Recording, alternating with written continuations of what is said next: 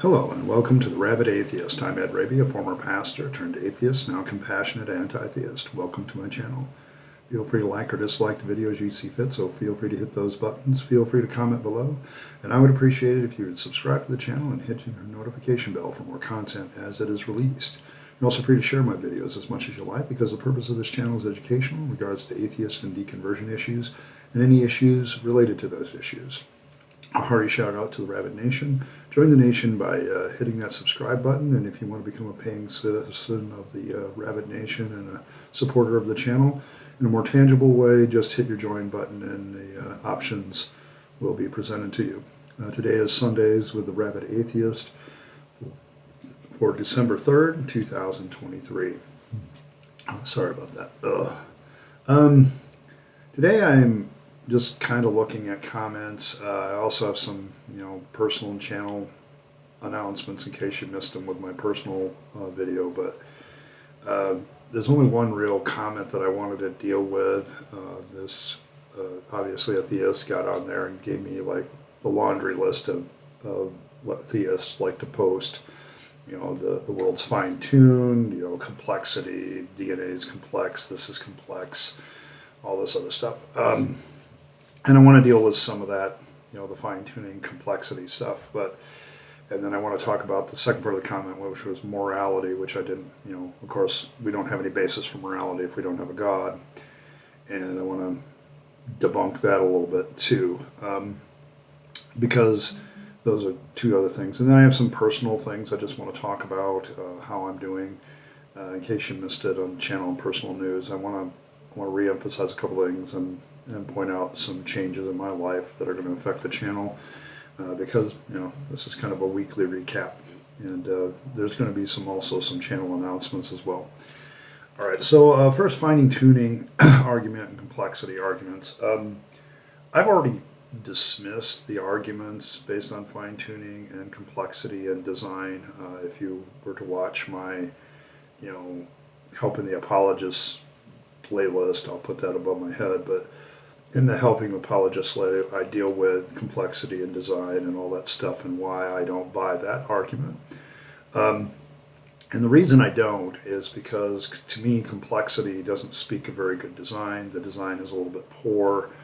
The DNA molecule example is a poor one, in my opinion, because a lot of people say, oh, look at all that information. Yes, only because human beings superimposed letters on these amino acids do we think that that's some sort of language. The fine-tuning argument never has worked for me, even when I was a theist, because even I, with the rudimentary scientific knowledge that I had, realized that the universe could still work. Just because the parameters are different, it would just change the parameters for that particular universe. It doesn't require that, there's nothing in the fine-tuning, quote-unquote, of the universe that requires things to be exactly the way they are.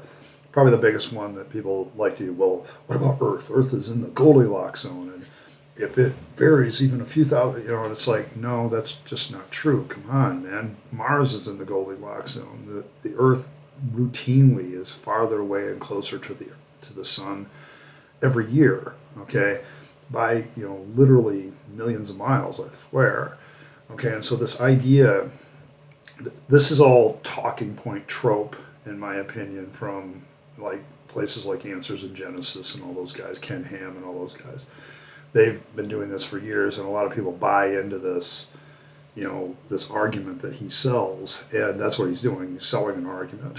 I consider him one of the more dishonest creationists, in the fact that he's been able to get a lot of money, like millions of dollars, for his stuff, including stuff from the state, some gifts from the state of Kentucky. So it's like, so all of that just, it doesn't wash with me anymore. Okay, there's, it's like, giving me your laundry list of arguments that I've already dismissed. It's not going to work for me. Okay, it's just not going to work for me. I don't buy them. I don't like them. I don't find them convincing. Haven't since I was in college. There's a lot of them that I just dismissed even in college because I didn't think they were very good. Then, of course, there's a paragraph in this comment about morality, and that all I'm left with is philosophical naturalism and nihilism. Well, nihilism, if you get it down to brass tacks, all nihilism is I'm not going to accept anything on faith. That's really what it is. Okay. Nihilism doesn't mean that there's no meaning to life. I personally think each person can find their own meaning and create their own meaning. You don't need your meaning superimposed upon you. You can definitely find some for yourself. And so nihilism is just, to me, I accept nihilism in the sense that I don't take anything on faith. Okay, I look at what people do, I look at how things work, but I do not, just accept somebody's word for something as being true unless, they're talking and they're giving me some evidence. Now, sure, we go about our daily lives with a lot of faith, and I get that, but to me, nihilism isn't really a moral position. It's just an understanding of the way things are. We are a bunch of apes on a small blue dot in the middle of the Milky Way galaxy, an insignificant part of the universe that nobody gives a shit about. Okay, the idea that somehow we're the center of the universe as a human race is just beyond my comprehension to get anymore. I consider life to be, it is what it is. I enjoy it, but I've had to find my own meaning in it, and that's part of the moral question, finding the basic. Now, of course, this idea of philosophical naturalism being the only option that I have is a load of shit. I have never taken a moral stance position on this channel or anywhere else because it's still an open question to me. Okay. And the reason it's an open question is when I started to dive into even the simple question, is morality subjective or objective? There's like hundreds of philosophical schools on this, and there's so many discussions to have, and there's just not enough time for me to delve into this with the attention that it deserves, at least not right now. And my problem with this argument is it's really a false dichotomy. I've either got to accept the morality that comes from a supreme being, or I got to accept philosophical naturalism. And to me, that's a false dichotomy because I've now read enough about moral systems and moral philosophy and things like that to know this. There's a hell of a lot of options. There's a whole ton of options in between those two extremes. Reductionist moral naturalism is a big one. Most theists, when you mention that to them, they're like, they go, what? Yeah, because you don't have an answer. One of the biggest theist tropes is that we don't have an answer to the moral question, and that's just not true. Atheists have tons of answers to the moral questions. Hell, we argue about them. Okay, so it's like the moral question to me is something that we have to discuss in the context of being human beings. We have human morality. Okay, we have what we have, but to me, I think looking at human beings as a social species, morality becomes a necessity to function as a social species, and we are a very complex social species. Okay, because of development, the way it is. And so we have all these questions that we ask, all these thoughts that we have, all this stuff that we develop and counter-develop and all this other crap. And the notion, theists do better. The notion that this is the only option that we have, to be honest, the moral argument at its core, and the reason I think it's the worst one, is it's not even really an appeal to reason. It's an appeal to emotion. You're trying to appeal to somebody's innate intuitive sense. And that's why I think the moral argument is like the worst argument there is. I know a lot of theists think it's the best argument. I think it's the worst, okay, as an atheist, because I realize how subjective the argument is and how, the problem with the whole question of objective, subjective morality, and I lean towards the subjective, is the moment you get into this moral discussion, there's all kinds of subjective morality that we discuss. And so we get rid of this discussion altogether, because to me there is more options. In fact, this has been my challenge, trying to find a good understanding of human morality, is that there are so many options. It's just not one or the other, and you don't get to put God in there as the lawgiver just because you want them to be. Human beings make their own laws. And, fine, you want to say morality is based on lawgivers, fine, but human beings make laws. Government makes laws, okay? I can actually point to them and prove that they exist. This gets back to the basis of the whole argument for the existence of God, which is you're trying to prove to me a being that can't be seen, heard, felt, whatever, all the myriad of senses that we have, more than five. I know theists like to say, oh, you got to do more than five senses. Yeah, because I know we have more than five senses.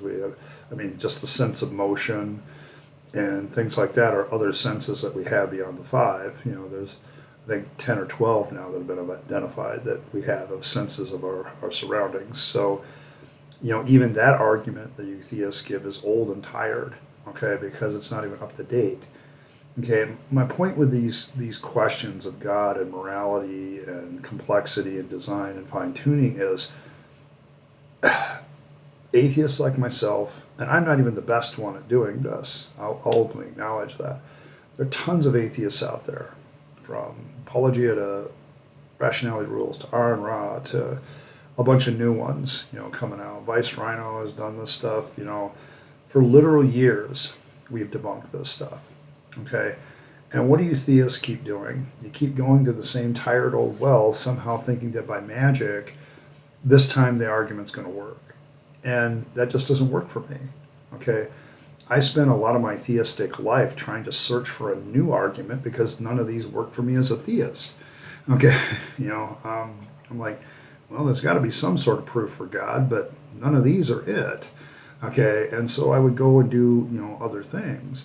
And that's the problem with the theist-atheist debate right now, is because most of us atheists would just like to move along and start answering some of these harder questions for ourselves. And the problem is we have these theists that come along and kind of give us grief about our positions. So there is that. So this is kind of a, just kind of a little bit of a rant on this, but also, if you're going to make a comment like that, I constantly put out my challenge every time. Give me something new. Give me something that hasn't been used so far, because I've heard them all, okay, and I've rejected them all. So give me something that'll work, okay? I'm open to being persuaded. I'm an agnostic atheist. I'm still a 6.9 atheist, because it's funny and it's a description of reality. I just don't feel that I'm ever going to be given evidence that's convincing, because you guys as theists keep going to the same tired old well, and it doesn't work for me. Okay, so it just doesn't work for me. A couple personal notes. It's been a very interesting week because I'm shifting shifts, and I've spent the last 3 days relaxing, because the way the shift works is I start later in the week, working overnights, so Sunday night through Thursday nights, ending Friday morning basically. That's kind of the way it works. And then my old shift, I stopped Thursday at 1 o'clock in the morning, in the afternoon actually, and then I have had all this time. I've had like over 72 hours, 76, something like that, of just relaxing. And I spent some time with my daughter and things like that. But the big personal issue for me is peace of mind. Finding a way to do this, be effective at it without, making me get anxious. This is why I became a stoic, to focus on the things that I can control so the other things don't make me anxious. It's why, when I respond to comments, sometimes I just look at a comment and say, no, not going to do it. Okay, I just don't have time for that kind of nonsense. And this is why I do what I do. And so peace of mind is the biggest one. Now, the only real challenge to peace of mind, besides being a public figure on YouTube, is usually my finances. I have enough. I make it. I work a job. It's a decent one. But there's always challenges to that, and I'm still engaging a lot of those challenges. I made the decision to, focus on my job, focus on YouTube, and focus on my writing. I'm at an age now where changing careers is incredibly difficult. I do believe that ageism is a real prejudice, and I think age on a resume should be ignored until you meet the person and interview them, and then ask yourself the question, can they do the job? Okay, that's when that question should be asked, not just looking at the birth date. But that's not the way it happens. It's the only, acceptable prejudice these days is to discriminate against people that are older, because we want the young, new, hip thing, whatever. And that's been a challenge for me. I'm still always looking for an opportunity, but they're few and far between for me. And I apply for everything, but I don't hear anything back. And so my current job is kind of where I've settled, and I'm going to have to figure out a way to make it work. That's why YouTube. That's why writing, because those are my two other career options that I can do on my own without having to ask anybody permission. But it does mean that I live a very minimalist, essentialist lifestyle in order to keep my budget from becoming a problem. It can become a monster from time to time, and sometimes just timing. So any support that you guys have given me in that regard, thank you very much. I know As Host 64 has given me support. There's several others that in the past have given me support. Thank you very much. It's one of those things where it gives me a little anxiety. I already have a problem with that anyway, being slightly autistic, and depression is always a thing. Although my depression has been at bay quite a bit. I'm waiting for that moment where I'm going to become very manic, and I'm going to get a whole bunch of stuff done at once and very quickly, and it'll happen, and then I'll be a lot better off. But I'm still haven't quite reached that. But some of the changes. This is a form of announcements for the channel. Some of the changes, premieres are going to have to be at like 6 o'clock in the afternoon, in the evening. That's simply because I'm sleeping till 4 in the afternoon now. So, I get up, I get going, and then I can sit down and watch a premiere, work on a video, and have it posted for tomorrow. And, that all kind of happens at the same spot. And then I do some writing and reading and go off to work, or if I have the night off, I'll do some more writing and reading and then relax. But I have to have downtime. Okay, on a personal level, I have to have downtime, and it's frustrating because there's part of me that says, Ed, you could get a second part-time job, you could do a lot of things where you could make your financial situation better. But I also know that would eventually lead to like an emotional breakdown or collapse. I've been at that edge so many times. And this is what really puts me in kind of a catch-22. I could do more, but I can't, okay, because I can only go so long doing that, and then it just blows up in my face. So the constant look for something better, it will still be there. I will still peruse the job sites, always looking for something local so I don't have to drive so far, things like that. But at the same time, I'm kind of settled in doing what I'm doing, and I've got to make that work. And so, I'd ask for thoughts and prayers, but I don't believe in that stuff anymore. So mostly I just want your understanding when I do certain things on the channel or I change something. It's usually because I'm trying to make this work. I'm trying to make it work in such a way that it doesn't overload my nervous system, and at the same time I get to my objectives. And finding that way has been much, much better since, I've had therapy and come to this conclusion. Oh, Ed, you're probably autistic, and oh, you know what, you have hypersensitivity, and that's a challenge. And moving to night shift is going to help with that. I want to thank Jenna for her concern. Yes, I know vitamin D. I live in the north, okay, so vitamin D is kind of a thing in the winter anyway, regardless of when you work, because it gets cloudy and the sun doesn't shine all the time, and the farther north you get, it gets worse. So it's just kind of, I'm at that mode. I'm in a position where I can grow, but I have to do it in certain avenues, and that's the frustrating part. I can't just pick up and take off because that would be an overload. I've worked very hard to get back to this mental state where I have a peace of mind, and I don't want to do that. So from a channel point of view, that's kind of where I'm going.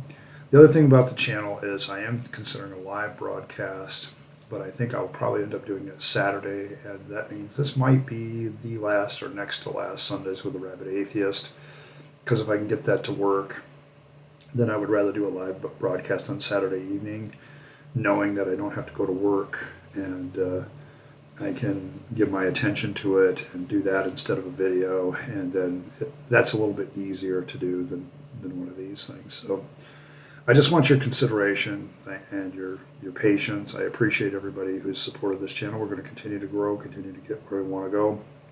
I have my goals. Once I get the ad revenue up, it's all about growing the channel and getting it more subscribers, more views, doing the things, growing it as big as I can get it and holding it for as long as I can. I've really kind of delved into this, but part of that is taking some other lessons from some other smaller channels that didn't work, like Simple Life Philosophy, and going, I need to do some reconstruction stuff where I talk about some of that stuff so I don't, I don't lose focus on myself and other things like that. I might be rambling here a little bit, but it's like I want everybody to understand that change is kind of inevitable as I make this change. By the end of December, I want my routines in place. I want my things in place. I want things going well and pushing well. I'm sure there'll be obstacles, but I'm prepared for them, at least mentally. So we'll see what happens. Thanks for being who you are. You guys are great. This channel has been really awesome this last few months. The community I'm starting to build here is pretty cool, and I'm definitely looking forward to interacting with it more. So thanks very much. Appreciate all of you. You're wonderful, and thanks for stopping by and doing the things that you do. I'll call this Sunday with Rabyd Atheist. This might be the last one. I don't know, depending on the live broadcast.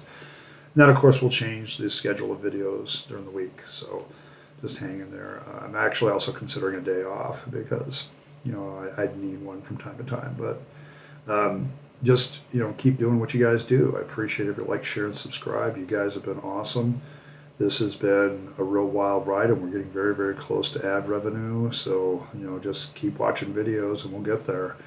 I appreciate it all. As always, remember to live your best life. You only get one go around, and then it's over.